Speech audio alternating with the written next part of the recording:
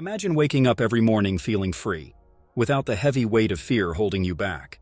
Imagine stepping into the world with confidence, ready to embrace life's surprises without hesitation. Now think about how fear has affected your choices, how many chances you've turned down, how many happy moments you've ruined, and how much of life you've missed out on. Fear is one of the most basic emotions we feel. It's built into our bodies to help us survive. But what happens when this natural instinct takes over, shaping the way we see the world and controlling everything we do? In this journey, we'll uncover the truth about fear, what it is, how it works, and most importantly, how to overcome it. We'll learn from great thinkers, modern psychology, and simple practical techniques to help you take back control of your life. And here's something important. The final lesson will be the most powerful of all. A truth so deep that once you truly understand it, fear will no longer have power over you. But before we get there, we need to understand fear itself. What is it? Where does it come from? And why does it have such a strong grip on us? At its core, fear is a reaction to uncertainty. It's a system built to protect us from danger, whether it's real or just in our minds. It comes from an ancient part of our brain called the amygdala, which has been focused on survival since the beginning of time. Back when our ancestors lived in the wild, fear kept them safe by warning them of danger. But in today's world, this fear system often overreacts. We're not running from wild animals or enemy tribes anymore, but our brains still treat things like social rejection, financial struggles, or failure as if they are life-threatening. The philosopher Seneca once said, "We suffer more often in imagination than in reality." This is the first major truth about fear. Most of it is in our minds.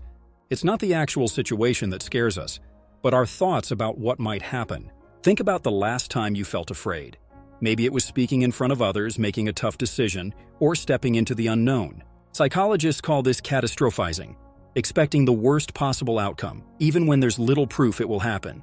Our minds create scary stories, making us believe that failure is guaranteed, embarrassment is unavoidable, and disaster is just around the corner. But here's something interesting.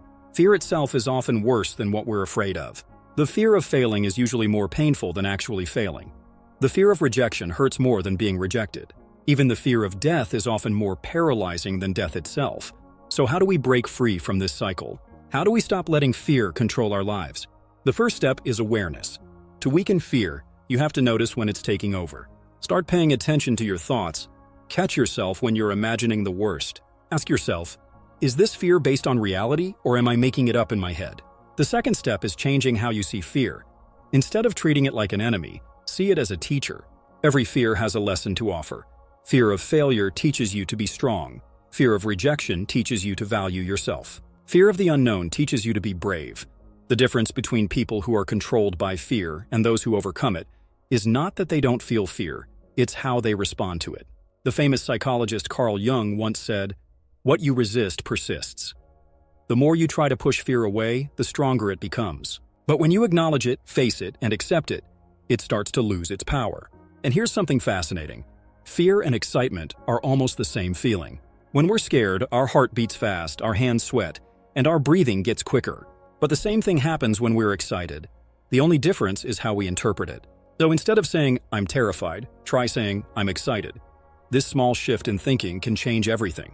Public speakers, athletes, and performers use this trick to turn their fear into energy. But what if fear feels too deep, too strong to overcome? What if it seems impossible to let go?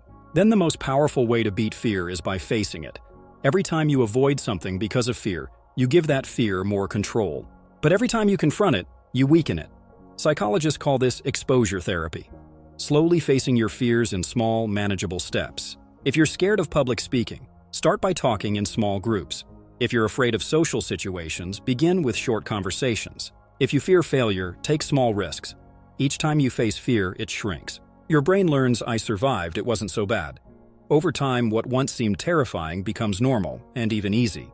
But there's one last truth about fear, one that changes everything. Fear often wears a disguise. It tricks us into thinking we're making smart, logical choices. It whispers things like, "Avoiding this is the safest option." But here's the twist. The more we avoid, the bigger fear becomes. It feeds on inaction, growing stronger in the darkness of avoidance. Now consider this. What if the thing you're most afraid of is actually the key to your personal growth? What if fear isn't a stop sign, but a guide leading you toward transformation? The philosopher Joseph Campbell once said, The cave you fear to enter holds the treasure you seek. This idea is both scary and freeing because it shows that fear isn't something to run from, it's something to follow. Let's look at this through the idea of the comfort zone. The comfort zone is a mental space where we feel safe and in control. There's little risk and everything feels familiar. But while it's cozy, it's also a trap. Real growth doesn't happen there. It happens outside of it, in the space where we feel uncomfortable and uncertain. Think about the times in your life when you grew the most. Were they easy, or were they filled with struggles, challenges, and fear? The truth is, every meaningful achievement requires stepping outside your comfort zone. But how do you do that when fear feels overwhelming? The answer is understanding the difference between the growth zone and the panic zone. Between comfort and total fear, there's a middle space, the growth zone. Here you take on challenges that stretch you without completely breaking you. It's about taking small, calculated risks and learning to live with fear instead of letting it control you. One useful tool for this is fear setting, a method made popular by author Tim Ferriss. Instead of setting goals, you write down your fears in detail. You list what you're afraid of, the worst possible outcomes, and ways you could handle them if they happened. This process makes fear seem less scary. When you put your fears on paper, you often realize they're not as bad as you thought. Another key to overcoming fear is changing your inner story. The way we talk to ourselves shapes our reality. If you keep saying things like, "I'm not good enough," "I'll fail," or "I can't handle this," you'll start believing it. But these stories aren't permanent. They can be rewritten.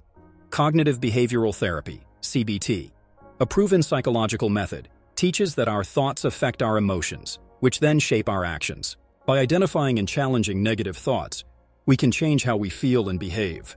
For example, instead of thinking, "If I speak up, people will judge me," you could think, "I have valuable ideas, and not everyone has to agree with me."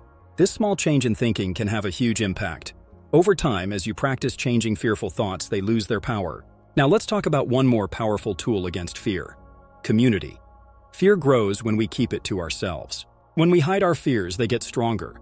But when we share them with others, they become weaker. There is one powerful truth that goes beyond all methods and techniques, an understanding that, once you truly get it, can change how you see life itself. What if I told you that fear isn't just something to deal with, but a wise teacher? What if fear is actually guiding you toward the areas where you need to grow the most? This is the biggest shift in how we see fear, not as something to fight against, but as something to learn from. Think about it. Every time you have faced a fear and pushed through, you didn't just get through it, you grew. You became stronger, wiser, and more confident. The fear wasn't the thing stopping you. It was actually the thing that helped you change. This understanding can change your entire life. The philosopher Alan Watts once said, "The only way to make sense of change is to dive into it, move with it, and become part of it." Fear often comes from fighting change. We want to control everything, to keep things predictable. But life itself is always changing. It is wild, uncertain, and beyond our control. The more we resist, the more afraid we become. But the more we accept, the freer we feel. Take the story of Siddhartha Gautama, who later became the Buddha. His journey wasn't about running away from fear. He faced deep fears like suffering, loss, and death. What he discovered was that fear comes from wanting things to stay the same, and from believing that everything in life will last forever. But nothing is permanent. Once we understand that, fear loses its grip on us. This brings us to something very powerful: mindfulness. Mindfulness means paying attention to what's happening in the present moment without judging it. It means noticing your thoughts and feelings as they come and go, without trying to push them away or get caught up in them. When you feel fear, instead of fighting it or running from it, just notice it. Sit with it. Don't let it define you, just observe it. When you do this, something amazing happens. You start to see fear for what it really is, just a bunch of thoughts and physical feelings. It's not you, it's just something passing through. Science backs this up. Studies show that mindfulness can actually change the brain. It calms down the amygdala, the part of your brain that creates fear, and strengthens the prefrontal cortex, the part of your brain that helps you think clearly and stay in control. In other words, mindfulness rewires your brain so that fear doesn't control you anymore. Try this simple exercise the next time you feel afraid. Pause and take a deep breath. Silently say to yourself, "This is fear." Notice where you feel it in your body, maybe in your chest, stomach, or throat. Just observe it. Don't try to change it. Then shift your focus to your breath and the present moment. This won't make fear disappear, but it will change how you experience it. Instead of getting trapped in fear's story, you become the observer. You stay calm, even while fear is there. But just being aware of fear isn't enough. To truly overcome it, we need to build courage. Courage is not something you're born with. It's something you grow step by step. Nelson Mandela once said, "I learned that courage was not the absence of fear, but the ability to overcome it." The brave person is not the one who never feels afraid, but the one who faces their fear. Courage is like a muscle. The more you use it, the stronger it gets. Start with small acts of bravery. Take little risks, celebrate every step forward, no matter how small. Each time you do, you send a message to your brain, "I can handle this." And here's something surprising. Courage is contagious. When you show courage, you inspire others. Your bravery gives others permission to be brave too. Now, let's go deeper. What is fear really about? If you keep asking yourself why you're afraid, fear of failure, fear of rejection, fear of loss, what do you find at the bottom of it all? At the root of all fear is one big fear, the fear of death. Not just physical death, but the fear of losing who we think we are, the fear of the unknown, of change, of losing control. This deep fear is behind so many of our worries. But when we face it, something unexpected happens. We feel free. Many great thinkers, like Socrates, accepted death as part of life. Instead of fearing it, they saw it as a reminder to live fully. When you accept that everything in life is temporary, your successes, your failures, your fears, you stop trying to hold on so tightly. You stop letting fear stop you. Instead, you start fully living each moment. Here's the truth. To get past fear, you don't have to fight it. You have to face it, understand it, and let it help you grow. Ask yourself, what is fear trying to teach me? What part of me is waiting to grow on the other side of this fear? Because here's the most important thing. The life you dream of is on the other side of fear. The person you are meant to be is waiting beyond the limits you've placed on yourself. Now, as we come to the most powerful truth about fear, ask yourself this. What if true freedom from fear doesn't come from getting rid of it, but from fully accepting it? Here's the final revelation. Fear will always be there, but it doesn't have to control you. Imagine standing on the shore of a vast ocean. The waves represent your fears. Some are small, others are huge and overwhelming. Most people spend their whole lives running away from the waves, afraid of being pulled under. But true freedom comes when you realize that you are not separate from the ocean. You are part of it. The waves might rise and crash, but they cannot drown you, because you've learned how to swim. This is the truth about fear.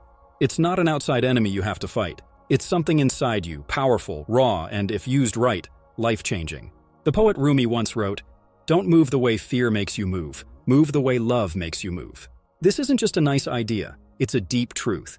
When you stop acting out of fear and start acting out of love, love for life, love for growth, love for your own potential, everything changes. Fear is not a stop sign, it's a signal. Instead of asking, "How do I get rid of this fear?" ask, "What is this fear trying to teach me?"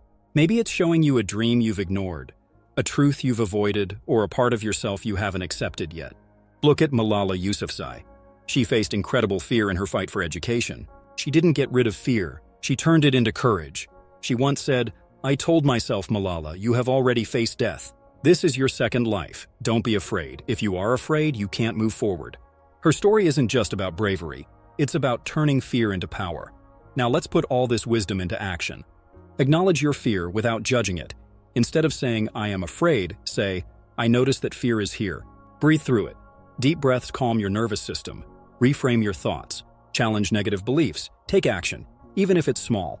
Fear grows when we stand still. Focus on gratitude. Shift your attention from fear to what you appreciate. And most importantly, you are not broken.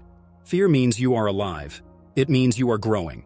So ask yourself, what would my life look like if I stopped letting fear make my choices? Because the path isn't around fear. It's through it, step by step.